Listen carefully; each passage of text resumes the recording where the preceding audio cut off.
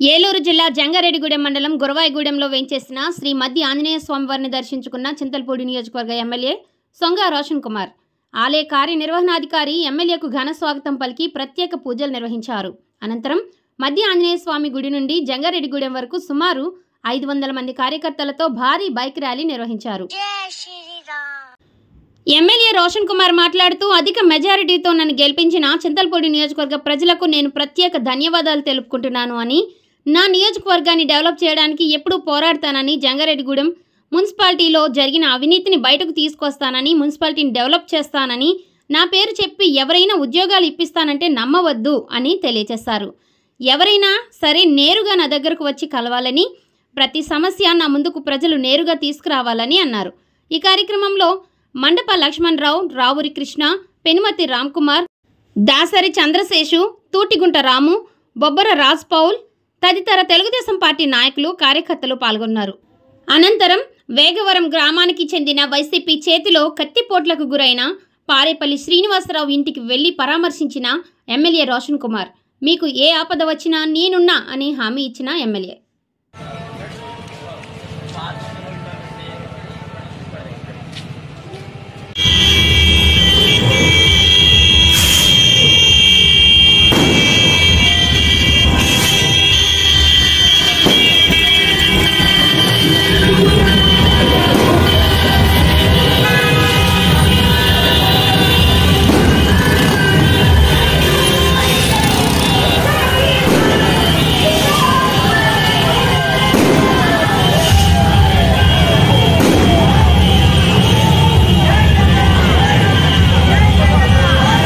మర్చిపోలే వారికి, వారి కుటుంబానికి ధన్యవాదాలు. ఈ రోజు జంగారెడ్డిగూడెం ఊపిరి పీల్చుకుంటా ఉంది. సంగారోసిన రాకతో జంగారెడ్డిగూడెం ఊపిరి పీల్చుకుంటా ఉంది.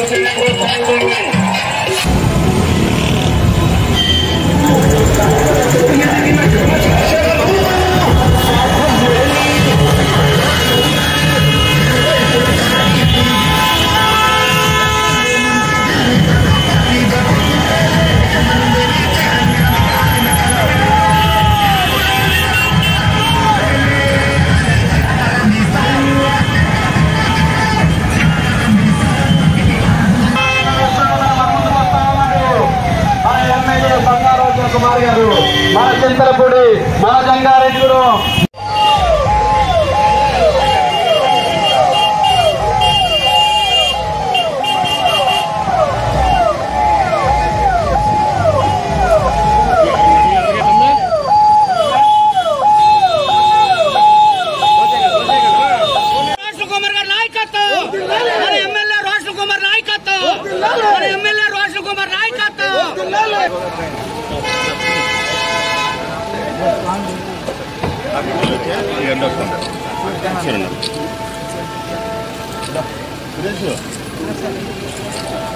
సార్ ఇటు ఆనంద్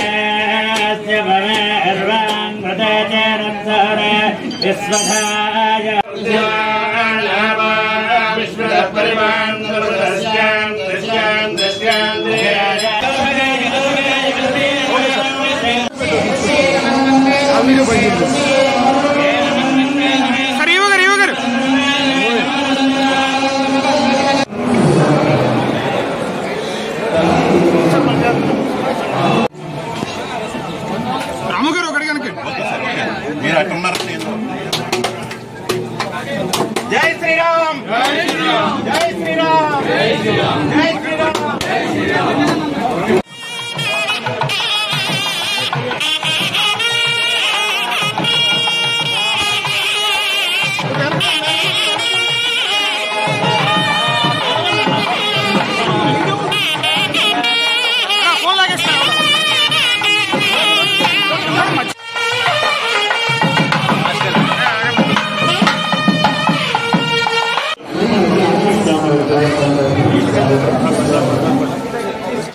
నా మీద ఏదైతే నమ్మకం పెట్టి చింతలపూడి నియోజక ప్రజలు నాయకులు కార్యకర్తలు కష్టపడి గెలిపించారో వారికి నేను అన్ని విధాలుగా అన్ని రకాలుగా అండగా ఒక అన్నలాగా తమ్ముడిలాగా వాళ్ళ ఇంట్లో బిడ్డలాగా ఉంటానని మీకు మాటిస్తున్నాను మీడియా ముఖం ద్వారా. ప్రధానంగా ఎటువంటి అజెండాతో చంద్రపూడి నియోజకవర్గం ముందుకు వెళ్ళాలనుకుంటున్నారు? ఇప్పుడు రేపు వచ్చేసి మనము చూస్తే సీఎం గారు పోలవరం రావడం జరుగుతూ ఉంది. రాబోయే 100 రోజుల్లో చింతలపూడి నియోజకవర్గ సంబంధించి మాకంటూ ప్రణాళిక ఉంది. అసెంబ్లీ సమావేశాలు అయిన తర్వాత నేను అఫీషియల్గా ఓట్ తీసుకున్న తర్వాత 100 రోజుల్లో మేము ఏం చేస్తామని కూడా మీకు చెప్తాము. బట్ మీకు మళ్ళీ చెప్తున్నాను, మేము 100 రోజుల్లో ఏం చేయాలో ఆ ప్రణాళిక సిద్ధం చేసుకున్నాము.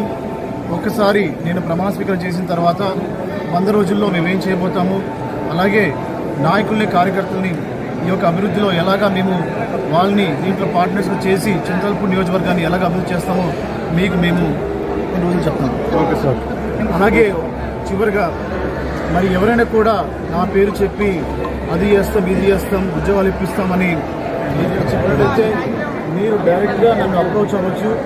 ఒక కరప్షన్ సెల్ కూడా పెట్టబోతున్నాను.